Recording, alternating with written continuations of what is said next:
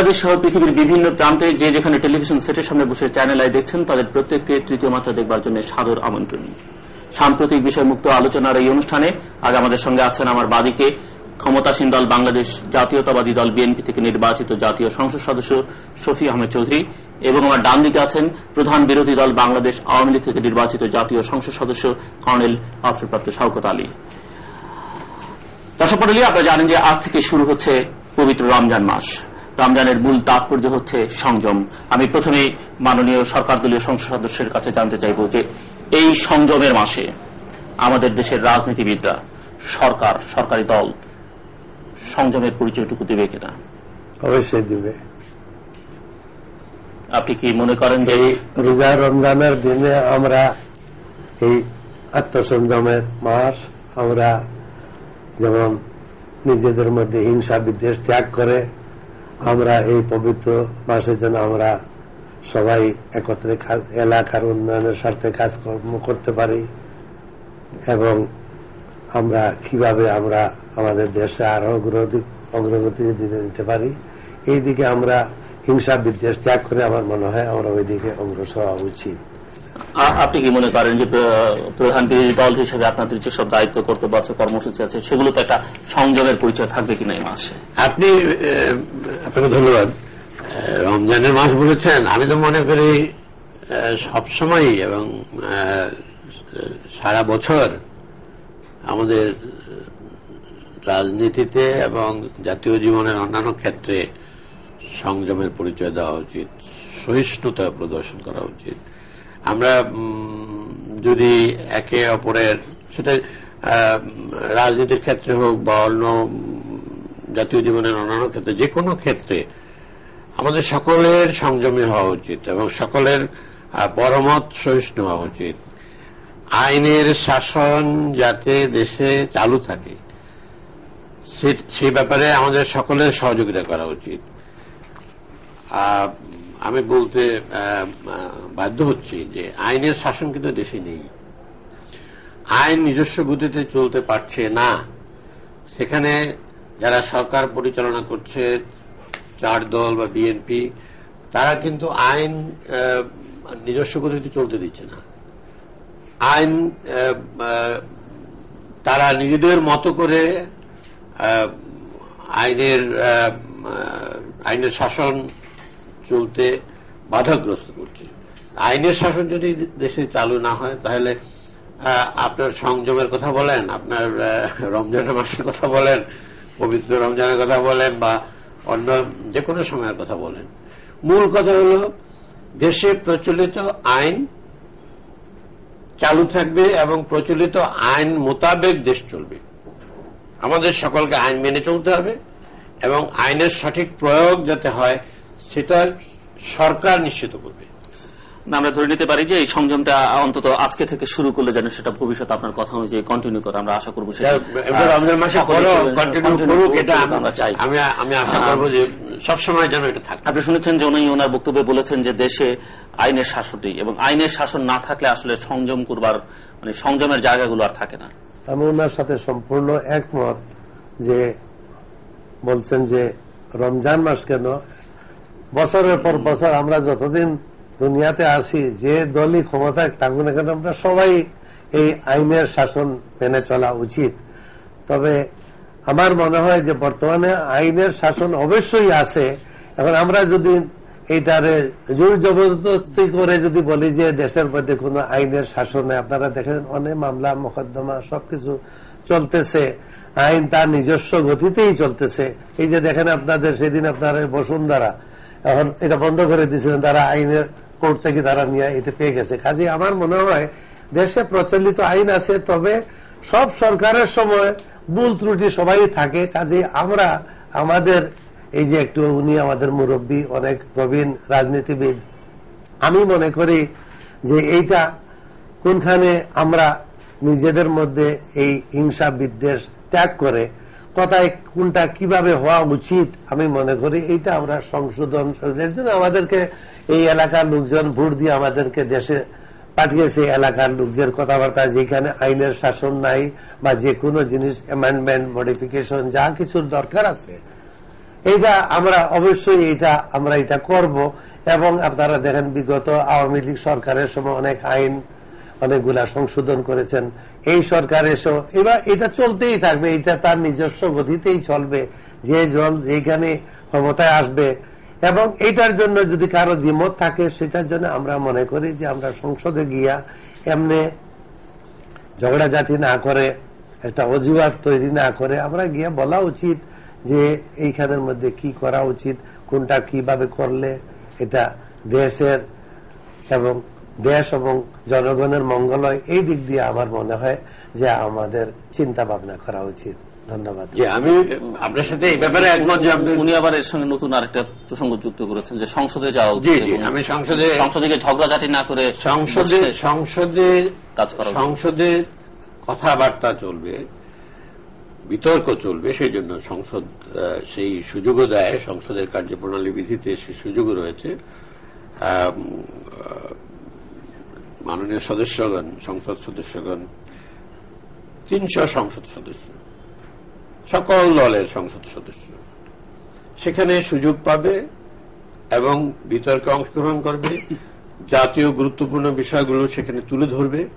কিন্তু সংসদ যেভাবে চলা উচিত, সংসদ কিন্তু সেভাবে চলছে না। সংসদ সঠিকভাবে, সুষ্ঠুভাবে, কার্যপ্রণালী বিধি মোতাবেক এবং আমাদের সংবিধান মোতাবেক চলছে না বলেই বারবার সংসদ কার্যকর অকার্যকর, সংসদ থেকে বেরিয়ে আসা, সংসদ বিরোধী দল বয়কট করা, এই ধরনের প্রশ্নগুলো আসছে।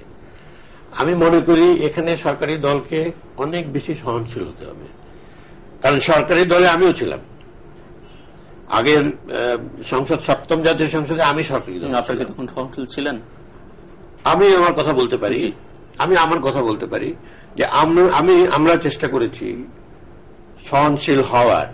এবং আমি যে কথাটা বলতে চাচ্ছিলাম সেটা হচ্ছে, একজন বিরোধী দলের সংসদ সদস্যের পক্ষে যে কথাগুলো বলা সম্ভব জাতীয় জীবনের বিভিন্ন সমস্যা সম্বন্ধে, কখনো সরকারের সমালোচনাও আসতে পারে, সেটা সরকারি দলে থেকে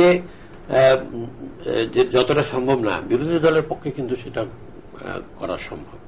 সেখানে সরকারের স্বার্থে সরকারের উচিত যে বিরোধী দল কি বলছে, দেশ সরকার চালাচ্ছে, 4 দলীয় জোট সরকার চালাচ্ছে, তারা দেখছে বা বলছে খুব ভালো চলছে, এটা ভালো চলছে, ওরা ভালো চলছে, কিন্তু বিরোধী দল কি বলে, এখানে বিরোধী দলকে সুযোগ বেশি দেওয়া উচিত। তাহলে সংসদ কার্যকর হবে। সেখানে কার্যপ্রণালী বিধি রয়েছে, সেই কার্যপ্রণালী বিধি এবং সংবিধান অনুযায়ী চলবে। সুযোগ যদি বিরোধী দল বেশি পায়, আমি নিশ্চয় মনে করি এই সুযোগটা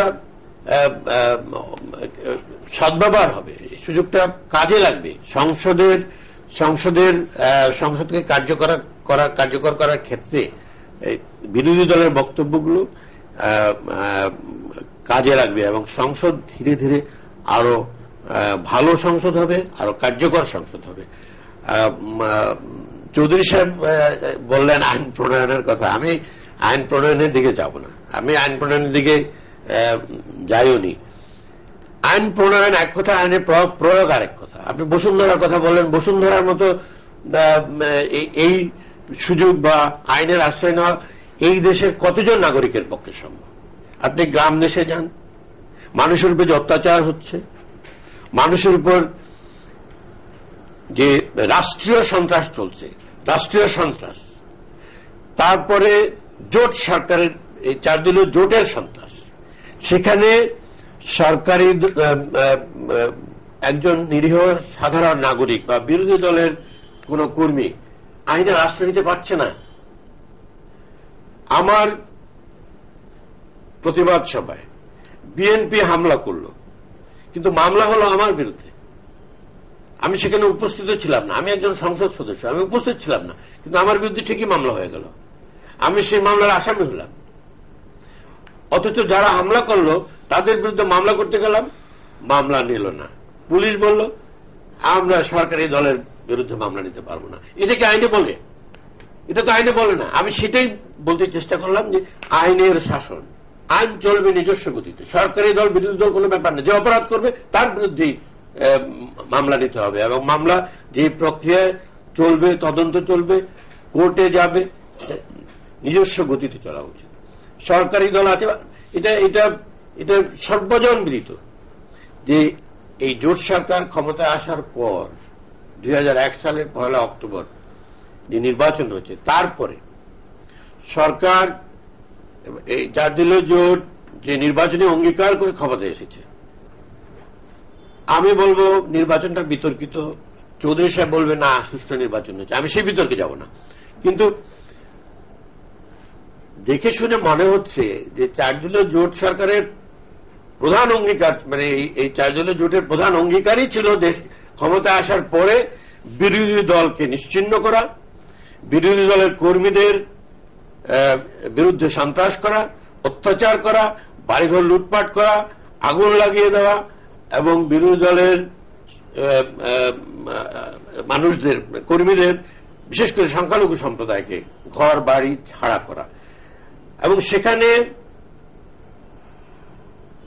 হত্যা, খুন, নারী নির্যাতন, রেপ, শিশুর উপর হামলা, শিশু হত্যা, এমন কোন অপরাধ নেই যা ঘটেনি। এই ঘটনাগুলো এখন সর্বজন বিদিত। দেখে শুনে মনে হচ্ছে যে এই জোট 4 দলীয় জোট অঙ্গীকার করেই এসেছে, এসেই আমরা এই কাজগুলো করব, এবং সেই কাজগুলো তারা করছে। এখানেই আপনি সংসদের কথা বললেন, সংসদ কার্যকর হবে। আমরা সংসদে গিয়েছি, সংসদে যাইনি, প্রথম নানা কারণে সংসদে যাইনি, কিন্তু সংসদে গিয়েছি। সেখানে কি হয়েছে? সেখানে বিরোধী দলীয় নেত্রী বক্তব্য রাখবে, যতক্ষণ খুশি বলবে, এতে কোন মানে আকাশ ভেঙে পড়বে না। বিরোধী দলীয় নেত্রী যদি 4 ঘন্টা 5 ঘন্টা বক্তৃতা দেয়, শুনতে হবে, সেই সহনশীলতা থাকতে হবে, তাকে বক্তব্য দিতে হবে, সে কি বলে সরকারের শোনা উচিত, কারণ তাতে সরকারই লাভবান হবে। যে বিরোধী দলীয় নেত্রী মূল তারপর যেটা বোঝা গেল, উনি বলছেন যে দেশে এখন সন্ত্রাস চলছে, পুলিশ প্রশাসনকে প্রভাবিত করবার চেষ্টা চলছে, সংসদ কার্যকর হচ্ছে না,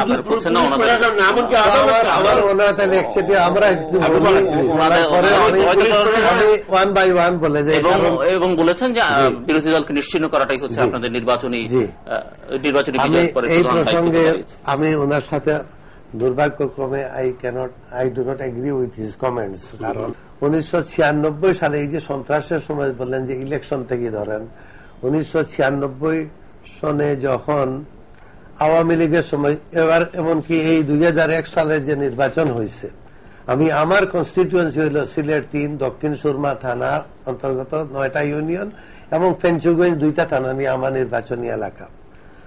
আমার ইলেকশনের সময় আওয়ামী লীগের প্রার্থী মাহবুব সৌদ কয়েস ছিলেন। এইখানের মধ্যে আমার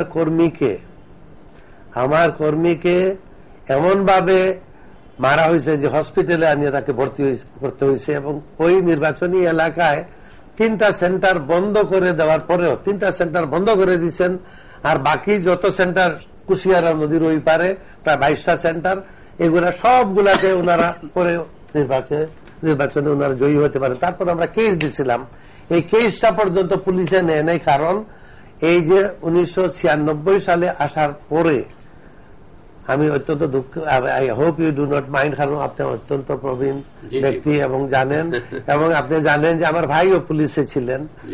আমি নিজে দেখছি যে আপনার 1975 সালে যখন ঢাকা মেট্রোপলিটন পুলিশ যখন গঠন করা হয়, তখন ধানমন্ডি ওয়াজ ক্রাইম ফ্রি জোন বিভিন্ন জায়গায়, এবং সন্ত্রাস যে কিভাবে হয়েছে হওয়ার পরে স্বয়ং বঙ্গবন্ধু শেখ, মরহুম বঙ্গবন্ধু শেখ মুজিবুর রহমানের অফিস থেকে ফোন আছে, ইয়ে চৌধুরী খুঁজিয়া বাইর করো।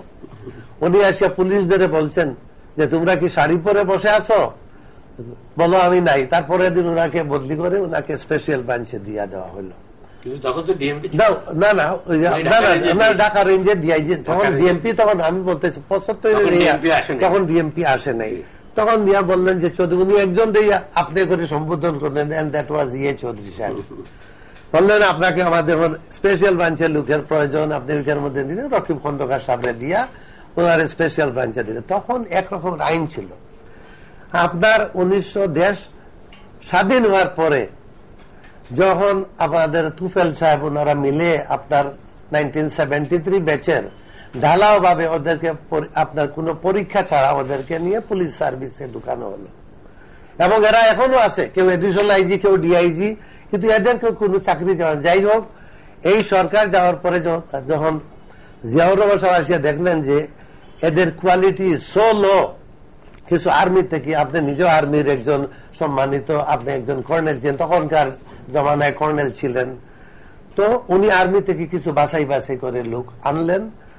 তারপরে এই বিএনপি হয়তো এদের মধ্যে হয়তো আপনার পুকা বাঁচলে তো সব কানে এখন এটা তো একটা দুইটা তো চুষা বাইরে হবেই, দুই একজন তখন চাকরি। কিন্তু আওয়ামী লীগ সরকার যখন 1996-এ আসলেন, সবাই আপনার এই আর্মি যারা আছেন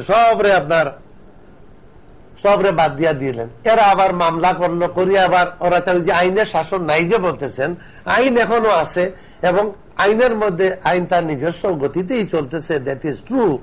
কারণ আমি নিজে দেখছি একটা লোকরে আপনার মার্ডার করে দিছে, কেস নিচ্ছে না। আমার নির্বাচনী এলাকায় একটু বললাম যে ওই লোকরে আপনার দুই ভাই মিলে তারে পিটাইয়া অ্যাম্বুলেন্সে করে আনতেছে, পুলিশে দেখা যায় এফআইআর করে না, কারণ তোরা মনে করছে আওয়ামী লীগ সরকার তো ক্ষমতায় আসবেই। দে আর 100% ডিটারমিন। এমন ভাবে আপনাকে আরো উইথ ডিউ রেসপেক্ট আপনাকে আমি বলতেছি যে আমি দেখলাম যে গোয়েন্দা সংস্থার লোকেরা ফর্মের মধ্যে করে নিয়ে গেছে ইউনিয়ন কাউন্সিলের চেয়ারম্যানদের বাড়িতে, যে আপনি কোন দল করেন, এই ফর্ম ফিল আপ করে দিতে হয়েছে। কিন্তু এই সরকার এই ধরনের কোন জিনিস 91-এ করেন নাই, এখনো করেন। আর আমি কোনদিন 86-এ আমি প্রথম ইন্ডিপেন্ডেন্ট ইলেকশন করছিলাম, আমি পাশও করছিলাম। আপনি জানেন যে তখন এরশাদ সাহেব ক্ষমতায় আসি আপনাদেরকে নিয়ে ইলেকশন করাইছিল, 40টা সিট ওনারা রেডি ছিল, এই 40টা। এবং আনফর্চুনেটলি আমার এই সিটটাই পড়ে গেছিল ওই 40টার মধ্যে একটা, দক্ষিণ সুরমা এবং ফেঞ্চু গোয়িং। আমি 40টার কথা জানি না, তবে আমিও আপনার মতো ওই নির্বাচনী কারচুপির আমিও আমি বলতেছি, সেইটাই ইলেকশনে জিতেছিলাম, কিন্তু ঘোষণা দেওয়া আমি 10টা 11টা পর্যন্ত 40টা ব্যাপারে আমার দুমত আছে। আমি 40টা ওটা বোধ হয় 8,000 ভোটের ব্যবধানে আমি পাস করি, 11টার পরে ইলেকশন বন্ধ করে দিই। পরে এই মাহবুব, এখন আপনার উনি বিএনপির এমপি, এবং মওদুদ সাহেব তখন ভাইস প্রেসিডেন্ট ছিলেন, আরে সব পদের আপনি তো পাস কি করছিলেন। এখন দেখা যায় ওইটা বলা হয়েছিল, সব ডিসিএসপি ফোন করে কইছেন যে ইলেকশন বন্ধ করো আর 60% উপরে দেখাইবেন না, ঈশ্বর সাহেব বলছিলেন। তো আপনার মতো আমারে ফেল করা হয়েছে, 13 দিনে পীর হবিবুর রহমান সাহেব পাস করা হয়েছিল। তারপরে 88-এর তো কোনো ইলেকশনই হয় নাই। আমি দেখলাম 88-এ যখন এরশাদ সাহেবের সময় যখন ইলেকশন হয়, তখন আমাদের ফারুক রশিদ সাহেব, হুমায়ুন রশিদ সাহেবের ভাই, তো কোনো পার্টি নির্বাচনে যায় না, আমরা বিএনপি আমরাও জানি। এই ধরনের এই প্রত্যেক সরকারের সময় আমরা কিছু না কিছু তো আমাদের মধ্যে হয়তো গলত, প্রত্যেক সরকার আপনি দেখেন যখন আসলেন তো পিছনের কথা বলতেছেন, এখনকার কথা বলেন, সামনের কথা বলেন।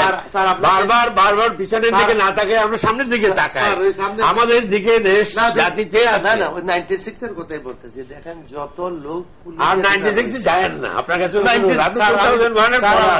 ওইটার মধ্যে আসতেছি স্যার। 96-এ আসার পরে পুলিশ সব এইভাবে গেল, তারপরে এরা প্রমোশন পাইয়ে পেয়ে এই যে আপনি বলতেছেন যে তারা ন্যায় বিচার পাচ্ছে না।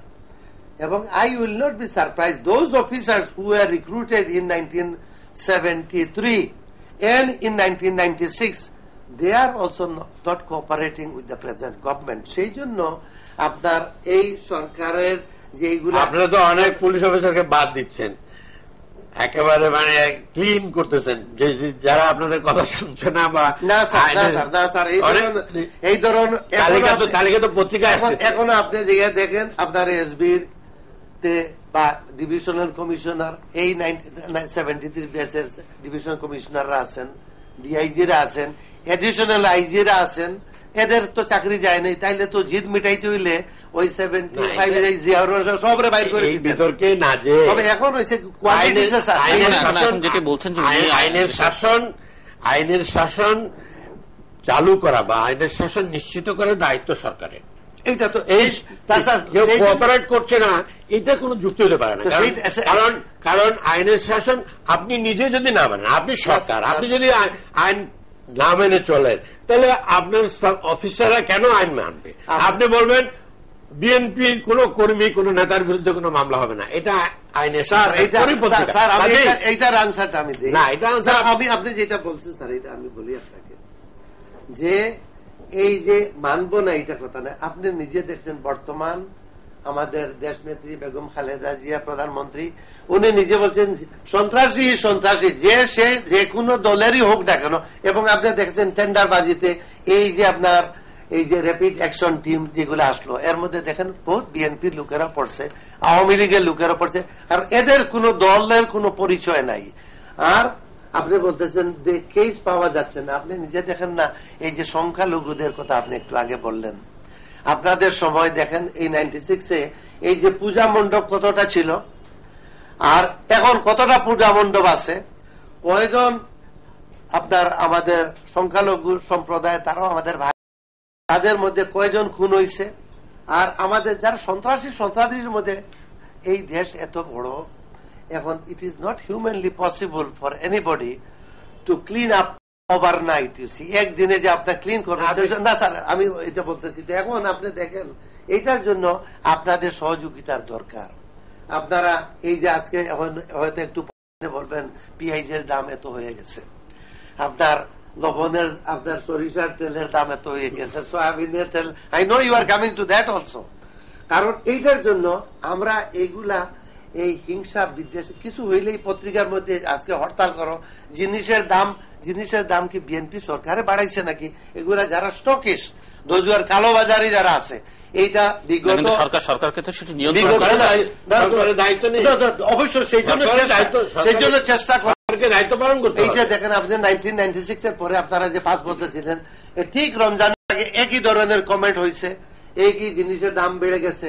এইটার জন্য দেখেন ডিউটি মাফ করে দিচ্ছে আওয়ামী লীগ ছিল এই ধরনের দ্রব্যমূল্যের ঊর্ধ্বগতি। এটা আপনি আপনি দেখাতে পারবেন আওয়ামী লীগ আমলে দ্রব্যমূল্য নিয়ন্ত্রণে ছিল। আপনার ইনফ্লেশন প্র্যাকটিক্যালি ছিলই না, সামান্য মানে অল্প মাত্রার ইনফ্লেশন ছিল। এবং প্রাইস ইন্ডেক্স আপনি যদি দেখেন তখনকার সাথে এখনকার সাথে তখনকার তুলনা করে, তাহলে আমার মনে হয় এই বিতর্কে যে আপনার সুবিধা হবে না। বিতর্কে আমি যাচ্ছি না, তবে আমি একটা বলতেছি, এই যে দেখেন সরকার প্রায় 5 লক্ষ টন তেল, ডাল, পেঁয়াজ ইম্পোর্ট করা হয়েছে। এই যে স্টকিস্টটা করতেছে, আমরা পত্রিকা ধরে সেদিন পত্রিকায় দেখছেন বোধে যে যে ইন্ডিয়ান যে আপনার ইন্টেলিজেন্স সংস্থা আছে, এরা এই আর্টিফিশিয়াল এই ক্রাইসিস এর বলছে তোমরা এটা স্টক করে রাখো, তোমরা এই করো, এই সমস্যা আমি বলে যাই স্যার এটার মধ্যে। এবং I will not be surprise that for all this আপনার এই যে 30 টাকা আজকে দেখলাম পেঁয়াজের শেয়ার, আমি গুলশানে আসার সময় জিজ্ঞাসা করছি 26 টাকা কেজিতে আসছে। তো আসার পরেও এদেরকে ওরাই বলছে অনেকেই তোমরা আটকাইয়া রাখো, দাম আরো বাড়বে। তো এইটা আমাদের I will not be surprise that our some of our opposition leaders are behind it to give them encourage that please hold it and arrange an artificial crisis in the country. At least at the time of Ramadan. আমাদের রাজনীতিতে আরেকটা খারাপ লক্ষণ, I am sorry mister Chowdhury, please forgive me, যে আমরা আমাদের দায়িত্বটা অন্যের ঘাড়ে চাপিয়ে দিই। জি, জিনিসপত্রের দাম বাড়তেছে, এটা প্রত্যেক দ্রব্যমূল্যের ঊর্ধ্বগতি। আপনি বলছেন যে এটা অপোজিশন লিডাররা বিহাইন্ড ইট। অপোজিশন লিডাররা এটা কেন করতে যাবে? অপোজিশন লিডার সরকারকে মানে সরকারের বদনাম করার জন্য করবে, এটা তো আপনার যুক্তি। এটা আপনি কোন প্রমাণ থাকলে, এরকম যদি কোনো ঘটনা ঘটে থাকে, সেটা প্রমাণ নিয়ে আপনার কথা বলা উচিত। তো এখন আপনারা কিভাবে অপারেট করেন, you are also businessman, you are a big businessman, কিন্তু আপনি স্টকিস্টদের কথা বললেন। Stockist they do not belong to any party, they belong to business community.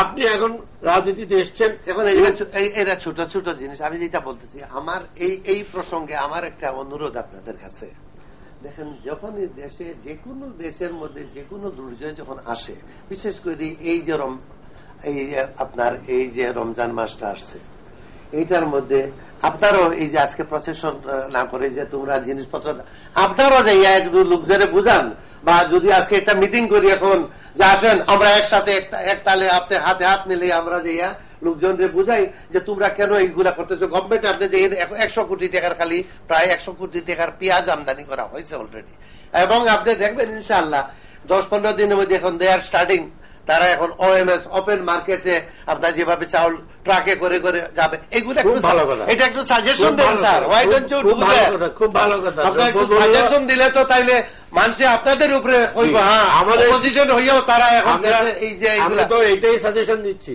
আমরা যে বিক্ষোভ করি বা না বিক্ষোভ না করি সাজেশন দেন না যে তোমরা এটা করো, এটা রাজনীতির ভাষা না স্যার।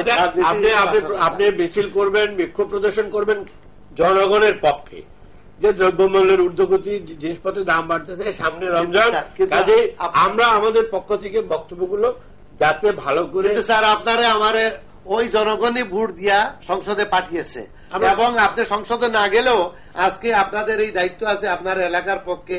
আজকে বিরোধী আপনারা যাইলে কেন বলেন? আমরা তো যাই সংসদে, গেছেন তো স্যার? না আমরা যাবো, প্রথম গেছিলেন, আরো আসেন স্যার, যাই সংসদে। আমরা বললে মানুষের আরো একিন বাড়বে, আর ভবিষ্যতে ভোটও আরো বাড়বে স্যার আপনাদের।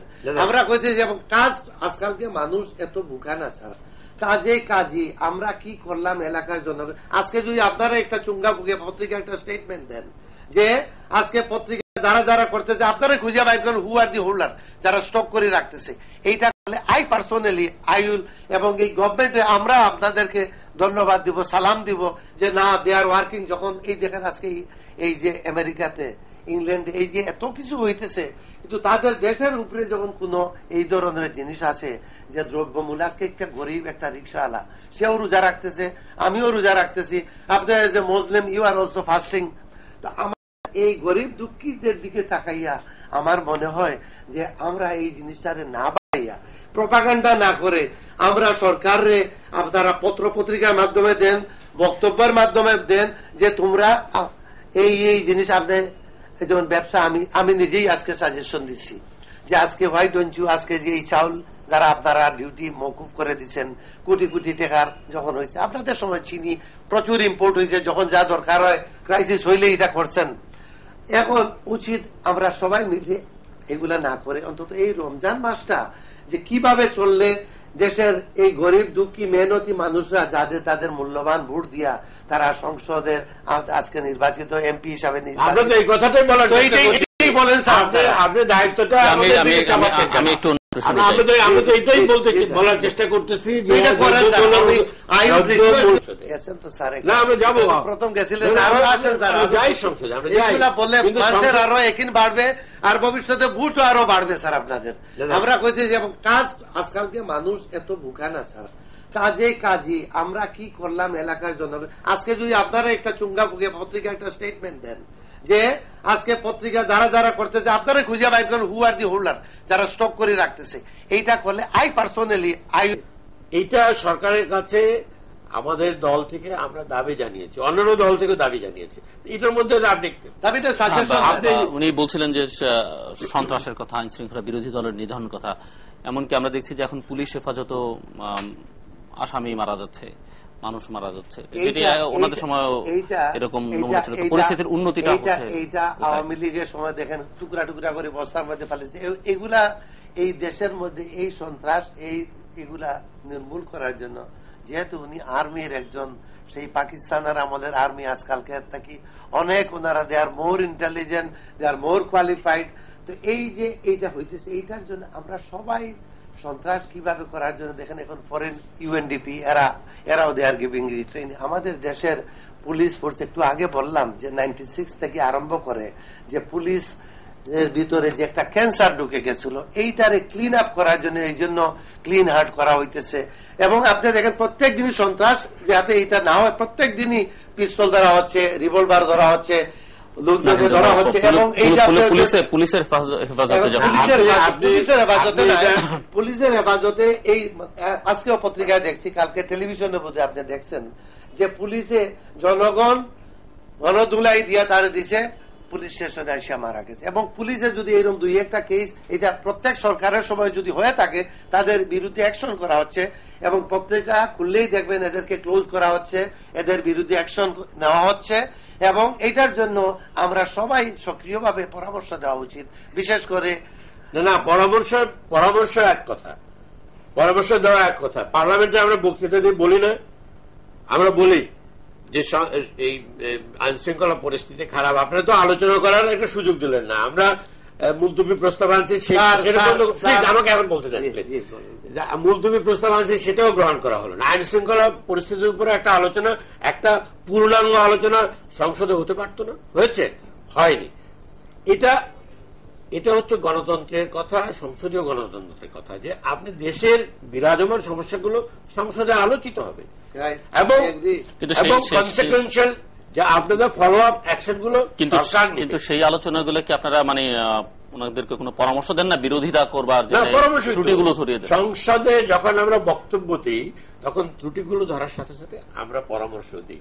চৌধুরী সাহেব যেমন বললেন পুলিশের মধ্যে এটা হয়েছে, পুলিশের মধ্যে এটা হয়েছে, প্লিজ আপনি উনি নিজেই বললেন ওনার ভাই, ওনার বড় ভাই নিজেই পুলিশ অফিসার ছিলেন, উনিও অনেক সিনিয়র অফিসার ছিলেন।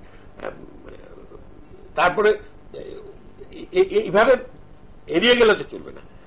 আপনার 2001 সালের নির্বাচনে, 1 অক্টোবরের নির্বাচনের পরে দেশে আইন শৃঙ্খলার মারাত্মক অবনতি হয়েছে এবং এই অবনতি হওয়ার কারণেই বর্তমান সরকারই সেনাবাহিনীকে তলব করেছে। সশস্ত্র বাহিনীকে অপারেশন ক্লিন হার্ট করার জন্য, মানে এই নামে একটা অপারেশন করার জন্য সেনাবাহিনীকে, সশস্ত্র বাহিনীকে এই সরকার ডেকেছে।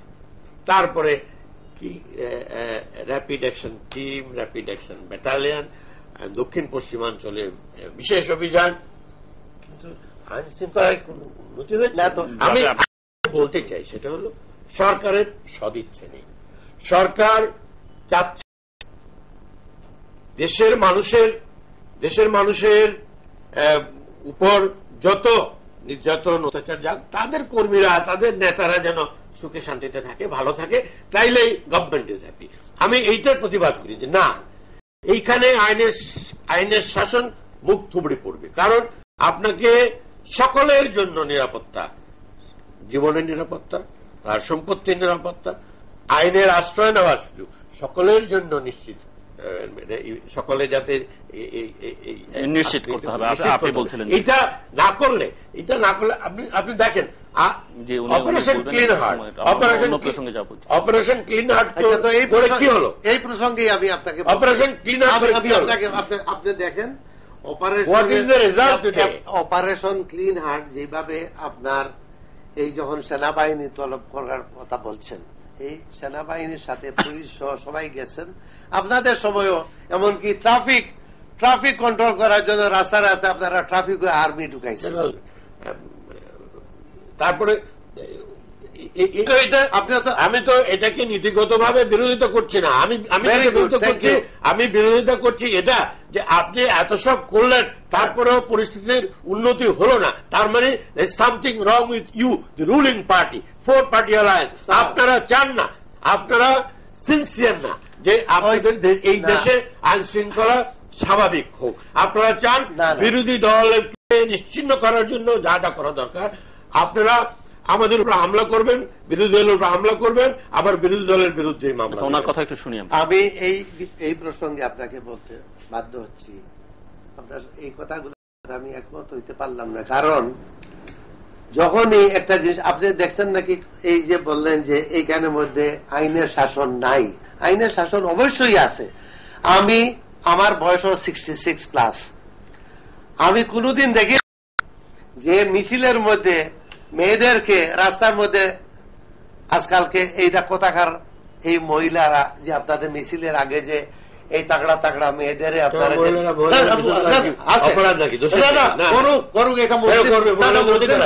কিন্তু এই যে দেশের মধ্যে কোটি কোটি টাকার দাম দিয়ে যে গাড়ি ঘোড়া করে, এই গাড়িগুলা ভাঙ্গার সময় আপনি নিজে দেখছেন যে ওনারাই একজন একটা বাহানা করিয়া গেছেন, এটা মেয়ে লোক তার শাড়ির মধ্যে দড়ি আটকে রাখছে, ছবির মধ্যে এইটা আসছে। এবং বলতে চান যে আইন শৃঙ্খলার স্বাভাবিক আছে, আইন শৃঙ্খলা যাতে অবনতি ঘটে এবং যাতে হরতাল করা যায়, একটা অজুহাত করে যাতে করে হরতাল করা যায়, সেই জন্য আপনাদের আগেও আওয়ামী লীগ সরকার ক্ষমতায় ছিল, বিএনপি সরকারও ক্ষমতায় ছিল, কোনদিন আমরা দেখি নাই যে মেয়েরা ঢিল পাটকাল মারতেছে পুলিশের মারিয়া। অন্তত এটা একটা শালীনতা বোধ তো থাকা উচিত ছিল। এই শালীনতা তো আপনারা দেখাবেন, মেয়েদের উপরে আপনারা মেয়েরা এর জন্য মেয়ে পুলিশ দেওয়া হয়েছিল, ক্লিয়ার ভালোই ছিল আমাদের মেয়েদের। আমরা না যে তো আমি আইন শৃঙ্খলা কেমনে ভালো, আইন শৃঙ্খলা খারাপ এটাকে উন্নতি এবং আইন শৃঙ্খলা উন্নতি এবং আমি বলেন আমি আমরা উন্নতি, তবে এটার জন্য এবং সেই জন্য আইনের শাসন এটা আপনাদের দরকার। আপনারা আসেন, you come forward and give the suggestion how to improve. আমরা পার্লামেন্টে দিয়েছি, পার্লামেন্ট চ্যানেলের মাধ্যমে দিচ্ছি যে আইনের শাসন প্রতিষ্ঠিত করতে হবে। আপনার আইন, your cooperation is needed rather than going during the month of Ramadan. আমরা কোঅপারেশন করার জন্য তো প্রস্তুত, আপনারা তো আমাদের এই যে না আপনি যে বললেন যে সংসদে যাচ্ছেন, সংসদে প্রথম তো আপনারা গেলেনই না, তারপরে যখন হইল দল বাঁধিয়ে কয়েকজন আসলেন, আসার পরে আপনি অনেস্টলি বলেন স্যার, আপনি তো মুরব্বী মানুষ, বহুত পুরাতন, তারপরে আর্মি আপনারা যুদ্ধ করছেন, আমারে শুধু একটা কথা বলেন যে যখন আসলেন সংসদে, এই বিএনপি সরকার এইবার 2/3 উপরে মেজরিটি নিয়ে আসছে এবং আমি ঠিক 90 ডিগ্রি অ্যাঙ্গুলে বসে আছি, আমার সামনে আমরা হাত উঠে আমাদেরকে ফ্লোরি দেওয়া হয় না, আমরা চিল্লাই, বরং আমাদেরকে বলতে পারি আমরা চিল্লাইতেছি, আমরা আর অনেক মন্তব্য করছি যে স্পিকার সাহেব দেখি why he has become so soft towards the opposition leaders, আপনার সময় এত মিনিট ধরিয়ে দেওয়া হয়েছে, তারপরে না আরো সময় দিতে, মানে ইট ওয়াজ ডিকটেটিং। বিশেষ করে সুরঞ্জিত বাবু দেখেন না, হাত এইরকম ভাবে লটকাইয়া যেভাবে কথা দিতে, তাইলে সংখ্যালঘু সম্প্রদায়ের লোক উনি। Suranjit is the one of the best parliamentarians in the country. তো আপনি দেখেন সুরঞ্জিত বাবু আর সামাদ আজাদ সাহেবের জন্য পত্রপত্রিকা মানব জমিনে দেখছেন নাকি? এটা আমাদের মধ্যে এখন আসে নাই স্যার, এটা আপনাদের করার জন্য না আসে। এখন আমি শুধু বলতেছি আপনার পার্টির মিটিং কয়েকবার বন্ধ আমাদের কালচার, আমাদের অনুষ্ঠানের আমি একটা জিনিস বলতে সময় প্রায় শেষ। সংসদে যখন আপনারা গেছেন, এই যে কথাগুলা বলে দেন আইনের শাসন কিভাবে, এই উঠিয়েই কোনখানে কি হইলো গিয়েই আপনার যেমন ধরে আপনার এই ঝগড়াঝাটির একটা কোনখানে কি হলো এটা তো আমাকে বলতেই হবে। তো আপনি বলবেন না, আপনি সরকারি দলীয় সদস্য, আপনি তো বলবেন না, আপনি যে বলেন বিরোধী দলের জন্য কোন সময় নাই, তাইলে বলেন 8 ঘন্টা হইলে 8 ঘন্টা, একটু আগে আপনি যতক্ষণ ইচ্ছা বলতে পারেন না, অবশ্যই বিরোধী দলের 1 ঘন্টা যদি হয়, আপনি কোন পার্লামেন্টে বিরোধী দলীয় নেতা বা নেতা, তাইলে আমরা বসে থাকবো, ওনারা ঘন্টার পর ঘন্টা বলে যাবেন, আবার আমরা বসে থাকবো। আপনারা বলবেন পার্লামেন্টের প্রয়োজনে পার্লামেন্টের এই বৈঠকের সময় বাড়বে, কিন্তু সেই জন্য বিরোধী দলীয় নেতা একটু সুন্দর করে বোধ করে এই যে দেখেন আপনার কতজন যারা অ্যাডভাইজার ছিল, এই আপনার মতো যদি বিরোধী দল, ওই শেখ সাহেবের আওয়ামী লীগ আর বর্তমান বিরোধী দলীয় নেত্রীর এইটার মধ্যে I make my comment because she has spoiled your party. আপনার শেখ সাহেবের কাছে আমিও গেছি, আপনি বলেন না, আমি যখন সম্মানিত সংসদ সদস্য, আমাদের সময় প্রায় শেষ। পরিস্থিতি যে বিষয়গুলো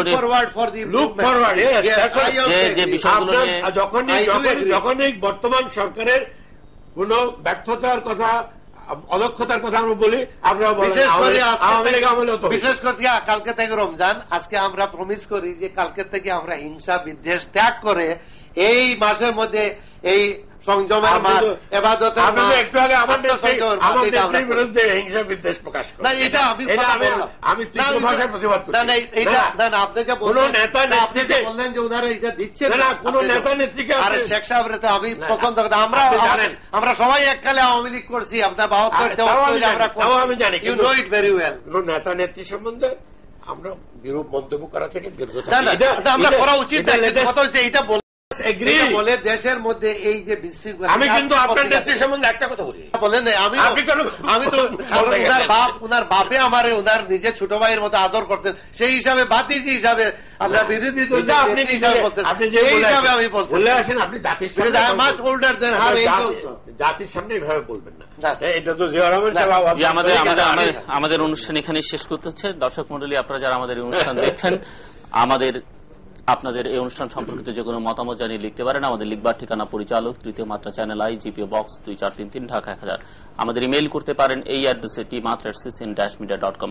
সম্মানিত দর্শক মন্ডলী, আপনারা যারা আমাদের চিঠিপত্র লিখবেন, চিঠিতে বা ইমেইলে আপনারা আপনাদের পূর্ণ ঠিকানা এবং ফোন নাম্বার দিয়ে দেবেন। আপনাদের চিঠিপত্র, ইমেইল নিয়ে এবং সেই সঙ্গে আপনাদের অংশগ্রহণে আমরা একটি নতুন অনুষ্ঠান শুরু করতে যাচ্ছি আগামী শুক্রবার বাংলাদেশ সময় বিকেল 3:30 থেকে। অনুষ্ঠানটির নাম হচ্ছে তৃতীয় মাত্রায় আপনি। আশা করি সেই অনুষ্ঠানটি আপনারা দেখবেন এবং এই অনুষ্ঠানটি যথারীতি প্রচারিত হবে ওই দিনই রাত 1টায়, যখন এই মূল তৃতীয় মাত্রা প্রচারিত হবে। তার পরপরই মাননীয় সংসদ সদস্যবৃন্দ আলোচনা অংশ নেবার জন্য আপনাদের দুজনকে অসংখ্য ধন্যবাদ। আজ থেকে শুরু হলো পবিত্র রমজান মাস। এই রমজান মাসের মূল কথা হচ্ছে সংযম, হিংসা, বিদ্বেষ, লোভ, প্রতিহিংসা এগুলোর ঊর্ধ্বে চিন্তায়, কর্মে, আচরণে প্রতিটি মানুষ সংযম প্রদর্শন করবেন। সেই সঙ্গে আমাদের নেতা নেত্রীরাও সেটি করবেন এটি আমরা আশা করি।